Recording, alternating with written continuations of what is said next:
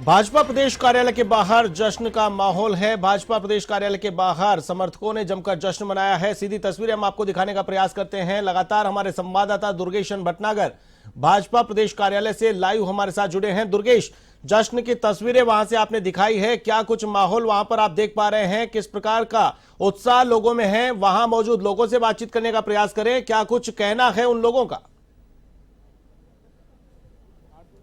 जी जी जी।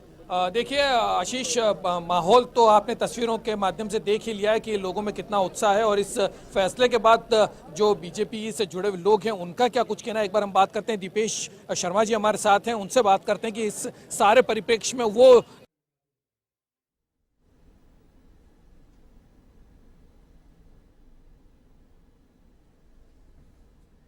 राजनीति के अंदर किया गया है। एक धरातल के कार्यकर्ता को इतनी खुशी हो रही है कि उन्हें विश्वास है कि अगर मैं 10 से 15 साल मेरी पार्टी के लिए समर्पण के साथ काम करूंगा तो मुझे जरूर पार्टी कोई न कोई पारितोषिक देगी। और इस परिश्रय के लिए ही कार्यकर्ता काम करता है, कार्यकर्ता मान सम्मान के लिए करता है। भजन लाल जी साहब जो 7 साल से संगठन के महामंत्री थे, पूरे राजस्थान को पहचानते, ऐसे व्यक्ति सुलझे हुए आदमी को जो सबकी सुनते हैं और फिर मनन करते हैं, उसके बाद कोई फैसला होता है। ऐसे भजन लाल जी को आज सीएम बनाए तो वाकई में कार्यकर्ताओं को जरूर पूछा जाएगा भविष्य में। प्रेमचंद बैरवा जी जैसे हमने कभी सोचा नहीं था कि इस तरीके के कूदड़ी के लाल को कभी डिप्टी सीएम बनाया जाएगा, लेकिन कहते हैं कि मोदी जी चौंकाने का काम करते हैं। उन्होंने ऐसा चौंकाया कि हर कोई आदमी अभी भी यकीन नहीं कर रहा अपने ऊपर कि ये नाम बात कर सकते हैं। तो हम संगठन के कार्यकर्ता हैं, हमें विश्वास है कि अगर संगठन को कार्यकर्ता पूरे समर्पण के साथ 10-15 साल अपनी पार्टी को देगा तो उसको जो परिश्रम मिलना है उससे परिश्रम मिलेगा ही मिलेगा। पार्टी सही हाथों में है और आने वाले 15 से 20 साल तक किसी तरीके से संगठन संगठित होकर के काम करेगा। ये मेरी मन की इच्छा कहती है कि आज के फैसले के साथ सभी धरातल के कार्यकर्ता बहुत खुश होंगे। ऊपर से किसी को नहीं तो जो कार्यकर्ताओं के बीच बैठा करता, मुझे ध्यान है वो मोदी जी की जो रैली थी उस रैली में हम जल सेवा में थे और भजन लाल जी वही साहब के साथ बैठते थे, तो वो बड़े शहर से बोलते थे कि आप पानी की व्यवस्था तो जनता को कराए, पहले हमको तो पानी पिलाना।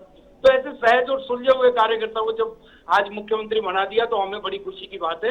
और नरेंद्र मोदी जी को और संगठन को बहुत बहुत धन्यवाद कि कार्यकर्ताओं को पूछा आप लोगों ने। कार्यकर्ताओं को तो पूछा, लेकिन उनका एक्सपीरियंस कोई नहीं, पहली बार वो जीत के आए हैं दीपेश जी। और ऐसे में क्या, क्योंकि राजस्थान की राजनीति जो है 2 पार्टी सिस्टम जरूर है, लेकिन यहाँ की जो अभी की जो कानून व्यवस्था को लेकर बड़ा संशय की स्थिति है। उसके साथ साथ अगर हम बात करें भ्रष्टाचार के बड़े मामले हैं, तो उन सारी चीजों को क्या उसको पार पा पाएंगे? देखो, उसको पार पाने के लिए जो नेता होता है, जो संगठन का कार्यकर्ता होता है, उसको पता है कि धरातल पे किस तरीके की तकलीफ है।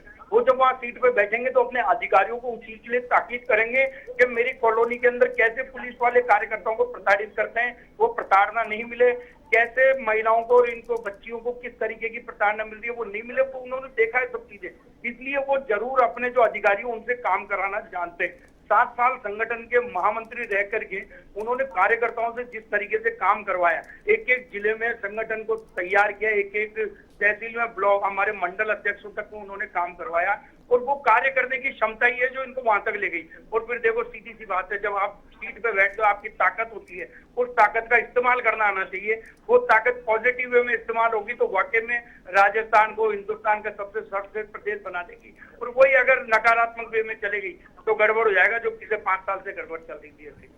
कैसा लग रहा है? और अब क्या लगता है कि कौन कौन से बड़े चेहरे जो है वो आ सकते हैं? क्योंकि पिछले चेहरों को सबको बता दिया, उन लोग को जो बिल्कुल एकदम ग्राउंड पर काम करने वाले लोग थे उनको जगह दी गई। तो क्या जो मंत्रिमंडल होगा, क्या उसमें भी ऐसे नए लोग चेहरे देखने को मिलेंगे? देखिए, जिस तरीके से 3 प्रदेश के अंदर जातिगत समीकरण के साथ में सारा काम किया है मोदी जी ने और उनकी टीम ने, वैसे राजस्थान में भी जातिगत इक्वेशन देखें कि कहाँ पे किस जाति का होल्ड जाता है, किस तरीके से हमें भविष्य के लिए बीजेपी को जो रिवाज बदलेगी आने वाले 5 साल बाद, ऐसी बीजेपी खड़ी करनी। इसलिए इस तरीके का वो नेतृत्व दिया गया है कि 2 डिप्टी सीएम दिए, जिसमें एक राजपूत एक एससी से है, एक सीएम दिया जो वो ब्राह्मण चेहरा है।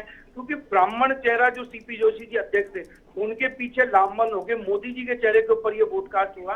तो मुझे पूरी उम्मीद है कि आने वाला जो मंत्रिमंडल बनेगा उसमें भी इस चीज को, छोटी से छोटी चीज को ध्यान रखा जाएगा कि किस संगठन ने, किस जाति ने, किस बिरादरी ने कितना % वोट कास्ट किया है। क्योंकि वोट कास्ट में बहुत बड़ा खेल है इसमें, वे कौन सी जात कितना वोट कास्ट कर रही है इसमें वे कौन सी जात कितना वोट कास्ट कर रही है, उसके ऊपर ही उनको प्रतिनिधित्व मिलने वाला है। और सर्वांगीण विकास को देखते हुए प्रतिनिधित्व जरूर देगी पार्टी, और हर व्यक्ति का ध्यान रखते हुए प्रतिनिधित्व देगी, ये पूरी उम्मीद है मुझे इस चीज को लेकर के। चलिए, बहुत बहुत शुक्रिया आपका हमसे जुड़ने के लिए। आपको क्या लगता है साहब, इस जो निर्णय का आप कैसे देखते हैं इस निर्णय? हम इस निर्णय को स्वागत करते हैं। एक जमीन से जुड़ा हुआ कार्यकर्ता आज राजस्थान का मुख्यमंत्री मोदी जी ने बनाया, उसके लिए बीजेपी भारतीय जनता पार्टी को बहुत बहुत बधाई, शुभकामनाएं। भजन लाल जी शर्मा, जब कुर्सी हम मिलते थे, हमारे दोस्त है, तो ये मान के लो हम लोग जाते थे तो खड़े हो जाते थे, कुर्सियां साथ में बैठ के चाय पानी तक पिलाते थे। ऐसे कार्यकर्ता आज राजस्थान के सीएम बने, तो इससे सौभाग्य क्या होगा राजस्थान का। आपको क्या लगता है साहब, कैसा देखते हैं इस तो निर्णय? सरकार को बढ़ने दो, फिर पता चलेगा कैसा काम होता है। काम होगा तो ही सरकार चलेगी, नहीं तो कैसे चलेगी।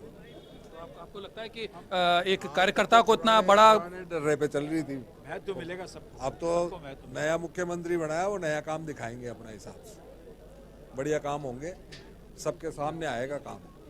क्या लगता है साहब, कैसे देखते हैं इस निर्णय को? ये बहुत बढ़िया निर्णय है, और एक तरह से छोटे से कार्यकर्ता को इतने बड़े पद पर पहुंचा है, ये मोदी जी के कारण ही संभव है।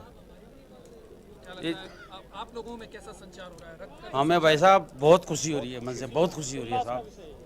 ये हो रहा है कि बीजेपी आपको क्या लगता है? हमको बहुत खुशी हुई है कि एक ब्राह्मण चेहरा को मुख्यमंत्री के तौर पे लाए हैं, और हमारे जो अध्यक्ष महोदय हैं वो भी हमारे ब्राह्मण हैं, साथ में एक बैरवा को उन्होंने डिप्टी सीएम बनाया है।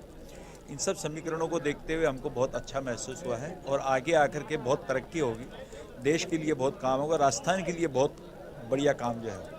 मंत्रिमंडल में आपके आगे नए चेहरे आएंगे या किस तरीके का? बिल्कुल नए चेहरे आएंगे साहब, बिल्कुल नए चेहरे आएंगे, नए चेहरा, अनुभवी चेहरा, और जो जमीन से जुड़ा हुआ कार्यकर्ता है वही आएगा।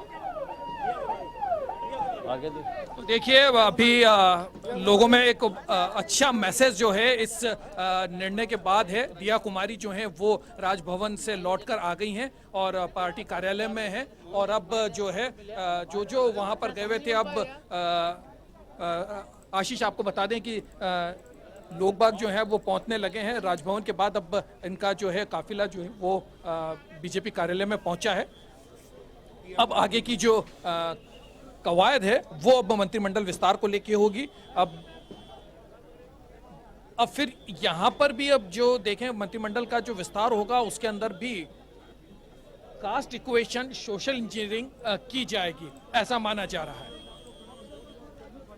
बिल्कुल दुर्गेश, वहां बाहर सिक्योरिटी काफी बढ़ा दी गई है। मुख्यमंत्री भजनलाल शर्मा बन गए हैं और अब शपथ ग्रहण 15 दिसंबर को होगी। शपथ ग्रहण को लेकर क्या अपडेट, कहां पर शपथ ग्रहण का समारोह होगा, कितने बजे का होगा, कौन कौन नेता उसमें शामिल होंगे, क्या मोदी और अमित शाह भी इस शपथ ग्रहण में शामिल होंगे, कुछ जानकारियां सामने आ पाई हैं?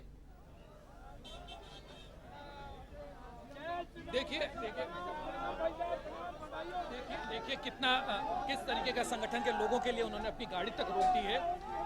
संगठन में काम करने वाला जो व्यक्ति जब वो पी जाती है तो वो किस तरीके से होता है वो आप देख सकते हैं। उन्होंने रुककर एक एक अपने कार्यकर्ताओं से मिलते हुए फिर अब वो अंदर की तरफ जा रहे हैं। तो ये जो रिवाज जो है वो कायम रहा है, लेकिन रिवाज जो है वो दूसरी तरीके से बदला। जब राजस्थान में वसुंधरा राजे का भी राज लोगों ने देखा है किस तरीके से जो है वो किस तरीके की स्थितियां हुआ करती थी, लेकिन अब जो है वो एक आम कार्यकर्ता के लिए बीजेपी कार्यालय के रास्ते खोल दिए गए हैं। पूर्व मुख्यमंत्री वसुंधरा राजे और जो है और वो भी अंदर भजनलाल जी के साथ में अंदर कार्यालय में पहुंच गई हैं। उन्होंने ही नाम का प्रस्ताव रखा था और उसके बाद उसी पर मुहर लगी है। आशीष। बिल्कुल दुर्गेश, मुख्यमंत्री का ऐलान होने के बाद भजनलाल शर्मा राज्यपाल के पास मुलाकात करने पहुंचे, सरकार बनाने का दावा पेश किया और फिर से भाजपा प्रदेश कार्यालय पहुंच गए हैं। उनका पूरा काफिला सीएम सिक्योरिटी ने उन्हें अपने घेरे में ले लिया है। सीएम सिक्योरिटी में भजनलाल शर्मा प्रदेश कार्यालय पहुंच गए हैं। वहां पर किस प्रकार का माहौल देखा जा रहा है? भाजपा प्रदेश कार्यालय में सुबह बैरिकेडिंग की गई थी, चुनिंदा चिन्हित लोगों को सूची बनाई हुई थी कौन लोग प्रवेश कर सकते हैं भाजपा प्रदेश कार्यालय में। तो अब क्या जो कार्यकर्ता हैं उन्हें भी जाने की इजाजत दे दी गई है या फिर अभी भी पाबंदियां हैं? नाम के ऐलान के बाद जैसे ही जो पूरा का पूरा जो कुनबा है वो जब राजभवन गया राजनाथ सिंह के नेतृत्व के अंदर, तो उसके अंदर जो है वो वहाँ पर जो गए और उसके बाद जो है ये बैरिकेटिंग्स जो है वो सारी खोल दी गई और उसके बाद सारे कार्यकर्ता, आम कार्यकर्ताओं के लिए दरवाजे खोल दिए गए और अभी भी जो है वो दरवाजे खुले थे, लेकिन जैसे उनके एंट्री के बाद वापस से सुरक्षा व्यवस्था को देखते हुए भी जो बैरिकेटिंग्स की गई हैं और वो वापस जो है वो पहुंच गए हैं। कैमरे सभी अंदर गए। बिल्कुल, तमाम जानकारी के लिए बहुत बहुत शुक्रिया। हमारे साथ जुड़ने के लिए बने रहिए, लगातार नजर बनाए रखें। तो ये थे हमारे वरिष्ठ संवाददाता दुर्गेशन भटनागर जो भाजपा प्रदेश कार्यालय से लाइव हमारे साथ जुड़े थे, वहां के पल पल के अपडेट हमारे तक पहुंचा रहे थे। मुख्यमंत्री के नाम का ऐलान होने के बाद